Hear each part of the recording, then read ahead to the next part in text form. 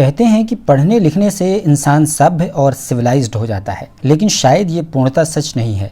तभी तो झारखंड में बीजेपी की पूर्व नेत्री सीमा पात्रा की हैवानियत की ये तस्वीर देखने को मिली, जहां एक गरीब महिला सुनीता को 3rd डिग्री टॉर्चर किया गया।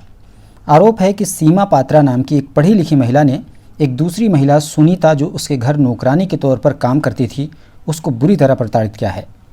आपको बता दें कि सीमा पात्रा झारखंड के रिटायर्ड IAS अफसर ईश्वर पात्रा की पत्नी और अब से पहले बीजेपी की नेत्री थीं। उनके यहाँ करीब 10 साल पहले एक आदिवासी महिला सुनीता नौकरानी के तौर पर काम करने के लिए लाई जाती है। कुछ समय बीतने के बाद सुनीता को दिल्ली भेज दिया जाता है, जहाँ सीमा पात्रा की बेटी वत्सला पात्रा रहती थीं।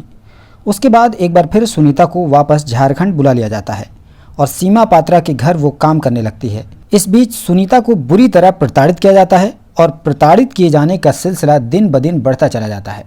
यहाँ तक कि जब सुनीता अपने घर जाने की इजाज़त मांगती है, तब उसको कमरे में बंद कर दिया जाता है। ऐसा सुनीता का आरोप है। बात बात पर सुनीता को मारना पीटना आम हो गया। दर्जनों बार सुनीता को गर्म तवे से दागा गया। जिस कमरे में उसे बंद किया गया, वही कमरा उसका बेडरूम और बाथरूम दोनों था। लगातार पिटाई से सुनीता की हालत ऐसी हो गई कि वो फर्श पर घिसट घिसट कर चलने लगी।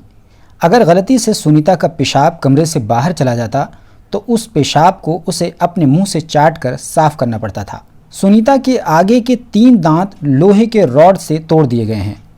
ये सभी बातें सुनीता ने धारा 164 के अंतर्गत 30 अगस्त को कोर्ट के सामने बताईं।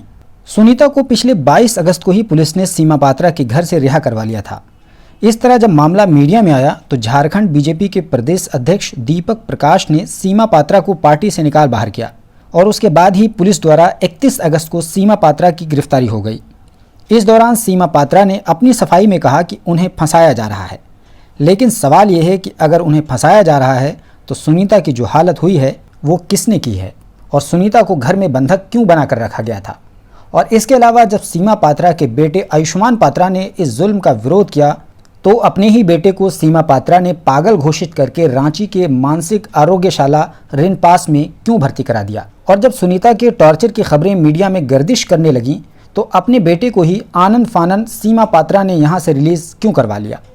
इस जैसे कई सवाल हैं, लेकिन सबसे बड़ा सवाल यह है कि आखिर एक महिला ही दूसरी महिला के लिए इतनी खूंखार कैसे हो सकती है। बहरहाल सीमा पात्रा को पुलिस ने गिरफ्तार कर लिया है। अब कानूनी कार्रवाई होगी और तमाम किए का हिसाब किताब होगा। Alpha hospital and trauma centre, engineering college चौराहा, सीतापुर रोड, लखनऊ।